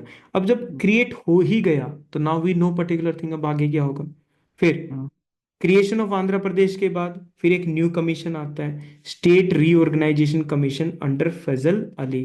फैजल अली कमीशन आता है, 3 मेंबर हैं, 3 मेंबर। अभी नाम याद कर लो एक बार। एक तो फैजल अली हो गए, दूसरे के एम पानीकर हो गए, और थर्ड वन HN खुंजरू हो गए। एक बार याद करना इन तीनों को। देन ओके, रिपोर्ट सबमिट होती है, और ये कहते हैं broadly accepted the language as the basis for reorganisation of state. देखो अभी एक बात याद रखना जो पेपर में आ सकती है, इन्होंने एक्सेप्ट तो कर लिया रीऑर्गेनाइजेशन लैंग्वेज के बेसिस पे करेंगे, लेकिन one language one state policy को रिजेक्ट कर दिया। एक स्टेट में सिर्फ एक ही लैंग्वेज हो सकती है, इस चीज को रिजेक्ट कर दिया। एक स्टेट में दूसरी डोमिनेंट लैंग्वेजेस बाकी चीजें भी हो सकती हैं, one language one state policy reject कर दिया। बट हाँ, हम language as the basis of reorganisation कर सकते हैं। ठीक है, आइडेंटिफाइड 4 मेजर फैक्टर्स। रीऑर्गेनाइजेशन करने में 4 फैक्टर्स का यूज किया जाएगा, तुम इनको आराम से पढ़ सकते हो, they are the simple ones. ठीक है, नथिंग नहीं। कितने कमीशन आए लैंग्वेज से याद रखना रिलेटेड? पड़ेंगे क्या? हम्म, ये 4 याद रखना पड़ेंगे क्या? हाँ ये 4 याद रखने पड़ेंगे। ठीक है, तो मैं बता रहा हूँ, तुम जितना भी जो भी अंडरलाइन वाला पार्ट है ना, एटलीस्ट अगर कोई दूसरी वो है ना, कोई भी इंस्टीट्यूट है उसकी जो टेस्ट सीरीज आती है, वो तो सोलो ही जाएंगे सारे के सारे। चलो 3 कमीशन आए, धार कमीशन, जेवीपी JVP, और फैजल अली। State फैजल अली। Reorganization. फैजल अली के 2 नाम और बता दो, अरे यही है। M Panikkar, HN Kunzru. HN Konzuru. ठीक है, HN Panikkar and KC Panikkar and HN Kunzru. ठीक है, मिक्सअप हो गए थे। ठीक है, फिर ये क्या तो करते हैं लास्ट के इसने, नेम याद करती हूँ, फर्स्ट के वो डॉट वाले याद ही नहीं होते मुझे। हाँ, वो मिक्सअप भी हो जाते हैं बहुत पानी और सारे। कुंदू। 1956 में अब क्या है, सारे के सारे हमने स्टेट्स को वापस से रीऑर्गेनाइज कर दिया। ठीक है, सो दिस वाज डन, ये चीज सेटअप होगी। Clear? Okay, the commission suggested the abolition of 4-fold classification of, कौन सा कमीशन? विच कमीशन? फैजल अली कमीशन, फैजल अली। है ना। उसने बोला कि तुमने जो ABCD 4 रख रखे ना, पहले तो तुम इसको रिमूव कर दो। ठीक है, और लैंग्वेज के बेसिस पे सबको रीऑर्गेनाइज करो। ठीक है, ओरिजिनल कॉन्स्टिट्यूशन वाले हटा दिए गए, 16 states and 3 central administration territories को क्रिएट इन्होंने कर दिया। स्टेट रीऑर्गेनाइजेशन एक्ट लेकर आए 1956 में, एक्ट के थ्रू ही तो करना पड़ेगा। ठीक है, एक्ट बनाया, 7th कॉन्स्टिट्यूशनल अमेंडमेंट लेकर आए, एंड पार्ट ए और पार्ट बी के अंदर जो डिस्टिंक्शन क्रिएट कर रखा था, डिस्टिंक्शन क्या था? गवर्नर प्लस लेजिस्लेचर, राज प्रमुख प्लस लेजिस्लेचर, इस डिस्टिंक्शन को खत्म कर दिया और इनको सेम बना दिया। ओके, बन गए भाई सेम। पार्ट सी को कंप्लीटली अबोलिश कर दिया और इसके जो भी स्टेट्स हैं उनको बाकियों में ऐड कर दिया। As a result 14 states and 6 union territories were created on 1st of November 1956। यहां तक चीजें आ गई अपने पास। ठीक है, तो धार कमीशन, जेवीपी कमीशन, उसके बाद फॉर्मेशन ऑफ आंध्रा स्टेट, फिर उसके बाद फैजल अली कमीशन। फैजल अली कहता है एबीसीडी को खत्म कर दो, वो कहते हैं ठीक है हमने खत्म कर दिया।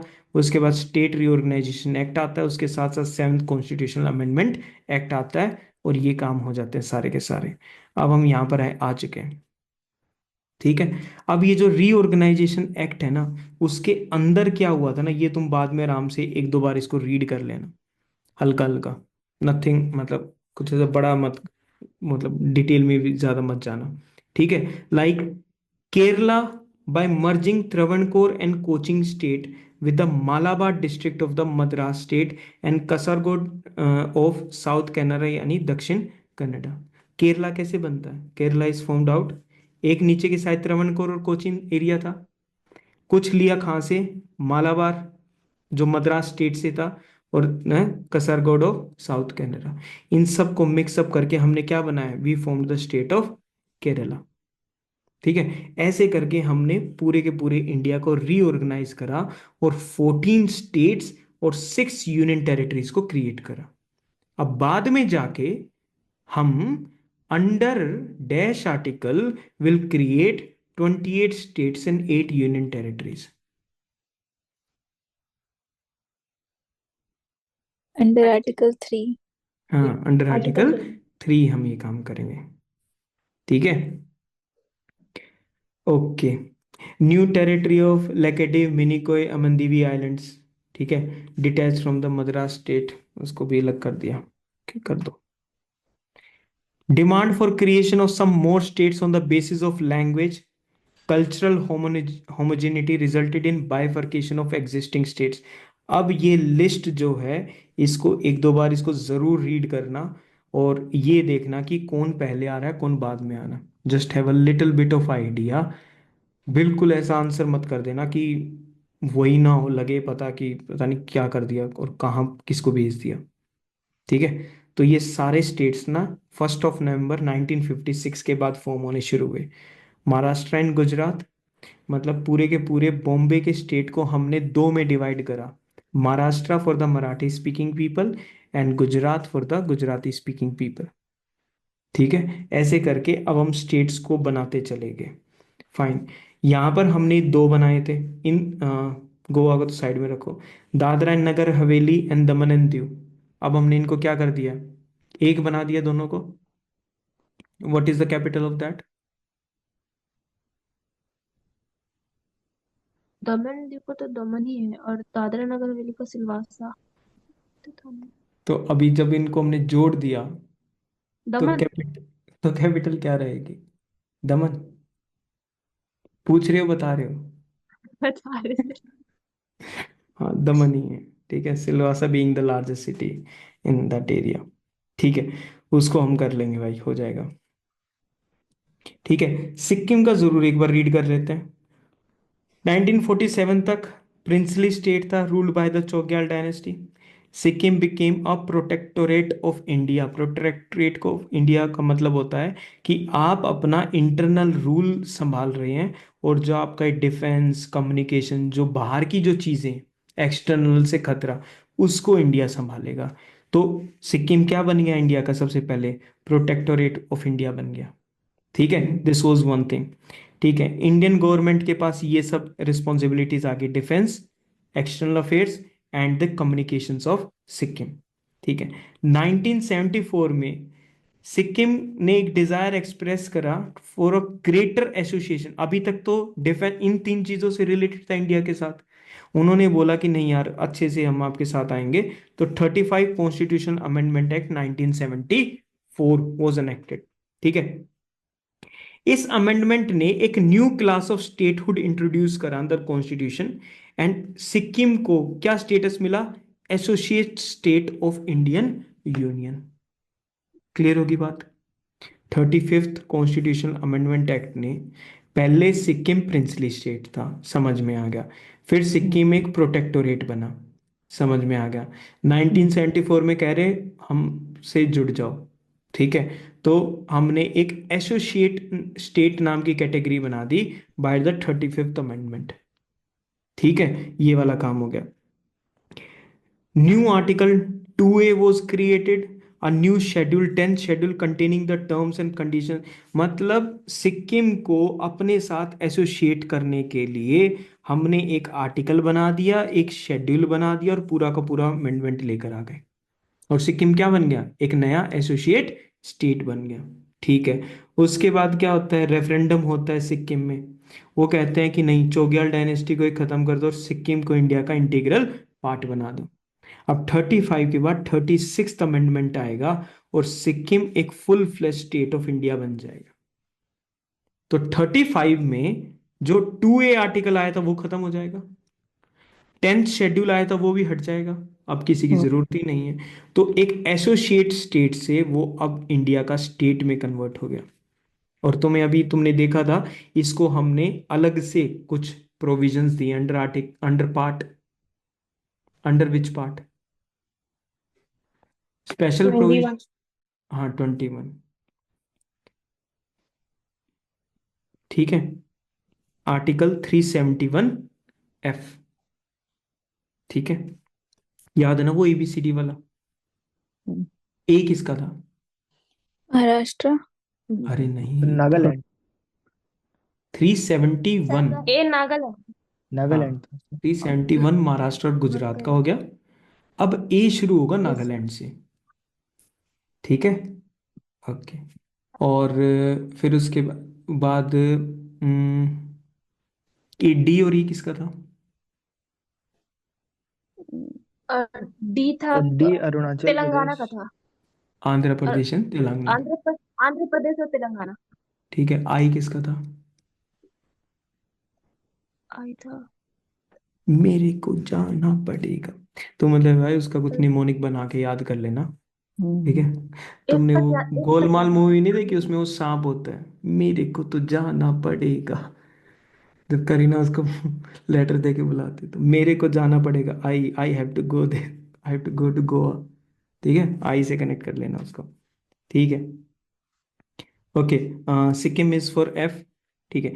Repealed article 2A, 10th schedule खत्म कर दिया, that were added by this particular thing, clear हो गया। प्रिंसली स्टेट से कहानी शुरू हुई थी, प्रोटेक्टोरेट में कन्वर्ट हुआ, associate state under 35th amendment, 2A article, schedule number 10, 36th में कंप्लीट स्टेट बन गया, 371F में स्पेशल प्रोविजंस मिल गए और ये सब खत्म हो गया। क्लियर होगी यहाँ तक बात? बस इसका थोड़ा सा अलग से पढ़ना था, बाकियों का तो सिंपल सा है, you can go through it later on. ये कर दिया। जम्मू कश्मीर लद्दाख ही हमने देख लिया कि उन्होंने उसको रिमूव कर दिया है, उसको हटा के 371 still stays the part, but वो हमने कर दिया।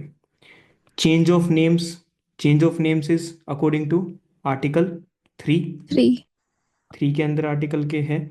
और यूनाइटेड प्रोविंस को उत्तर प्रदेश मिला, मद्रास को तमिलनाडु, मैसूर वॉज नेम कर्नाटका, लेकेडे को अमनदीवी को Lakshadweep, union territory of Delhi को national capital territory of Delhi under amendment this, ठीक है। Uttaranchal Uttarakhand, Pondicherry was name Puducherry, Odisha was name the Odisha.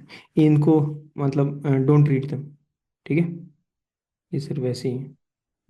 बिल्कुल अगर जीवन में खाली हो और तुम्हें लगे कि जीवन में कुछ नहीं बचा तो इनको पढ़ लेना, नहीं तो इनको छोड़ देना, ठीक है। तो 1 हमने देख लिया, name and territory of the union. 2 admission और एस्टेब्लिशमेंट ऑफ न्यू स्टेट्स, इसको हमने हटा दिया है। 3 alteration of areas, boundary, names. And 4th कि 2 और 3 अंडर 368 नहीं आएंगे, ठीक है। लॉज मेड अंडर का 2 and 3 to provide for the amendment of 1st and the 4th schedule. अगर आप किसी भी चीज को 2 and 3 के अंदर में चेंज लाएंगे तो 1st शेड्यूल तो इम्पैक्ट होगा ही होगा ना, हाँ, एरिया दे रखा है, उसके अंदर नाम दे रखा है। फोर्थ शेड्यूल में क्या दे रखा है फिर ऐसा? Schedule Seats of States of Rajya Rajya Sabha. Rajya Sabha seats of Rajya Sabha. ठीक है, वेरी गुड। बस ये था, ये चीजें थी जो याद करनी थी अपने को। ठीक है, मैं तुम्हें वो लैंग्वेजेस का मैप भेजा था, देख लिया था कौन सी किधर है? Have some idea. ठीक है, have some idea. Some idea से चीजें सोल्व हो जाती हैं, तुम मान जाओ मेरी बात। ठीक है, अब हमने इसको पूरी तरीके से समझ लिया क्या क्या है। अब तुम्हारे इसके रिगार्डिंग कोई क्वेश्चन हो तो बताओ, इसको मत बोलना, ऐसे बड़ा करके इसको देख लेना, इसका मतलब पिक्सल्स ठीक है। I don't think it will tear down. ये रेफरेंस मेड बाय प्रेसिडेंट याद कर लेना, आर्टिकल 143। ठीक है, और क्या क्या इंपॉर्टेंट थे? आर्टिकल 3 की दो कंडीशंस याद रह जाएंगी, प्रेसिडेंट का प्रायर रिकमेंडेशन और स्टेट लेजिस्लेचर को रेफर करना with in a specified period, उसके व्यूज को वापस से रिसीव करना, क्योंकि वो यहाँ ये दे सकता है कि कोई पीरियड नहीं है। ठीक है, ये 5 चीजों को याद कर लेना अंडर आर्टिकल 3, इसमें गलती मत करना, बस सिंपल सा क्वेश्चन ही आएगा।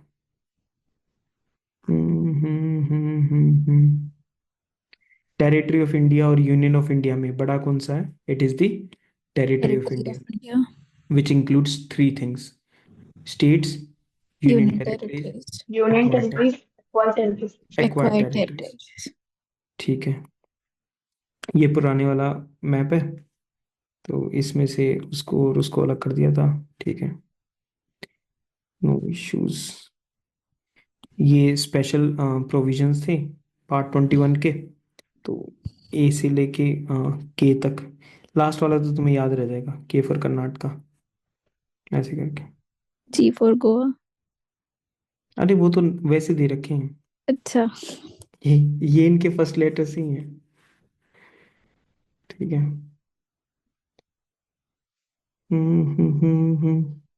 ठीक है, दिस वाज द चैप्टर। देखो इस पे ना लोड मत लेना, ठीक है। आई थिंक तुम्हें जो चीज़ याद होने की चाहिए थी ना, आई मेरे को ऐसा मतलब आई डू फील कि वो तुम्हें याद भी हुई है, सारी की सारी जो रिक्वायर्ड थी। ठीक है, एक बस 2 मिनट के लिए उसको और समझ लो। किसको? नेक्स्ट वाले को। ठीक है, कल ऐसे तुम्हें ना मतलब मुझे भूतिया टाइप ना लगे वो,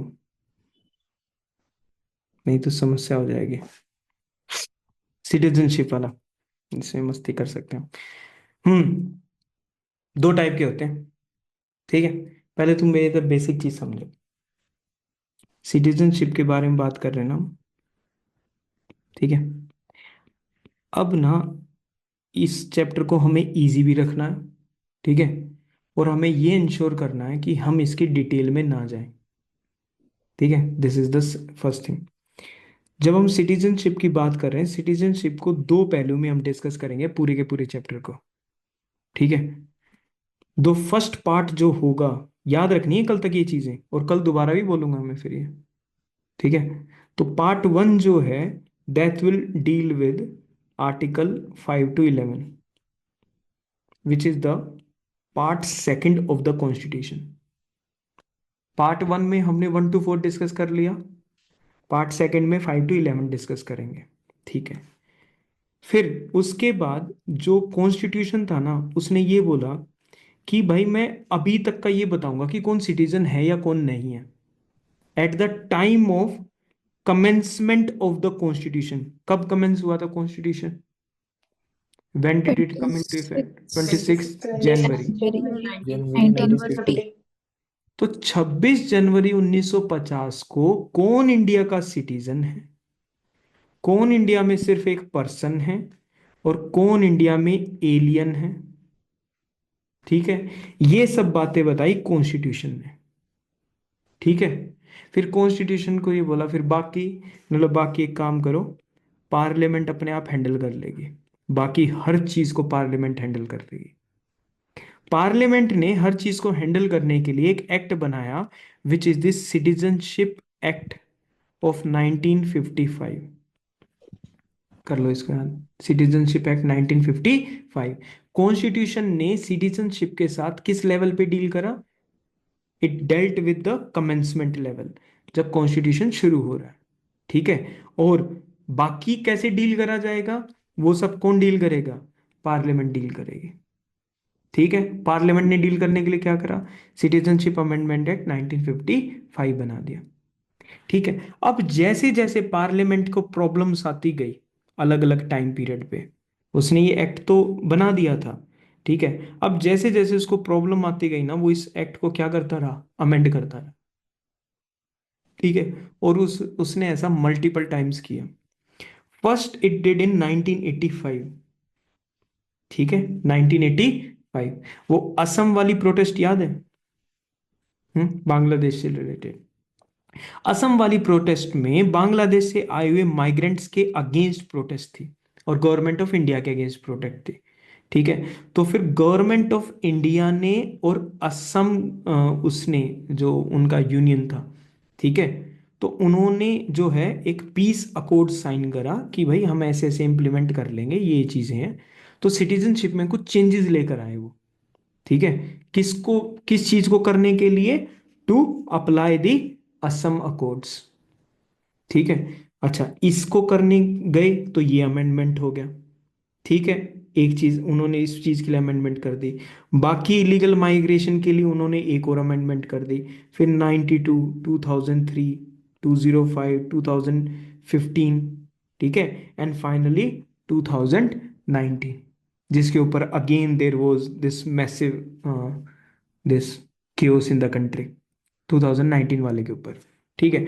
तो हम इन सारे अमेंडमेंट्स को ना बिल्कुल ऐसे, बिल्कुल शॉर्ट फॉर्म में ऐसे देखेंगे कि अच्छा इसमें ये बात है, इसमें ये बात है, इसमें ये बात है। हम ज़्यादा डिटेल में इसके नहीं जाएंगे।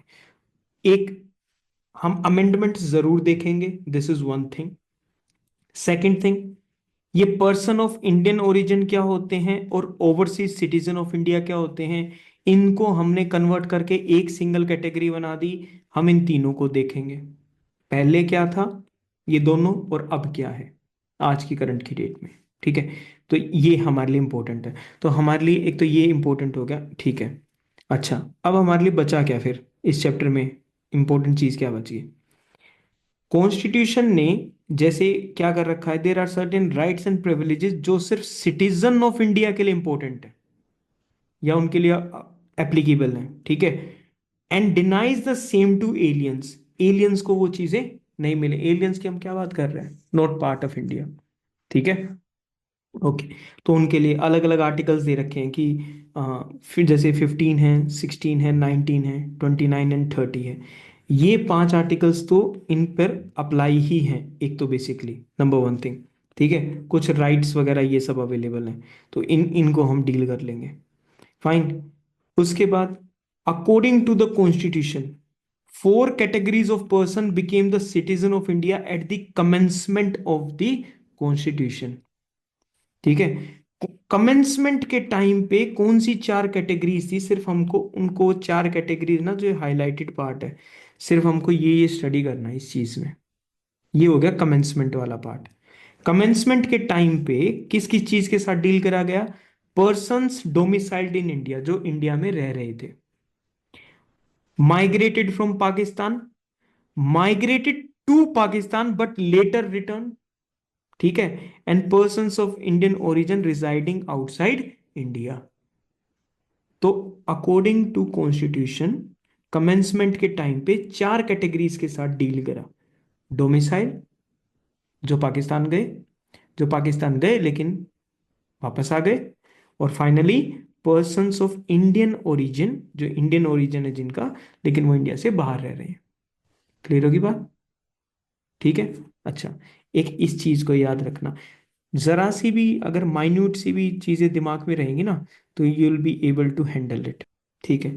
फिर सिटीजनशिप अमेंडमेंट, ये एक्ट आ गया, it was the citizenship amendment act.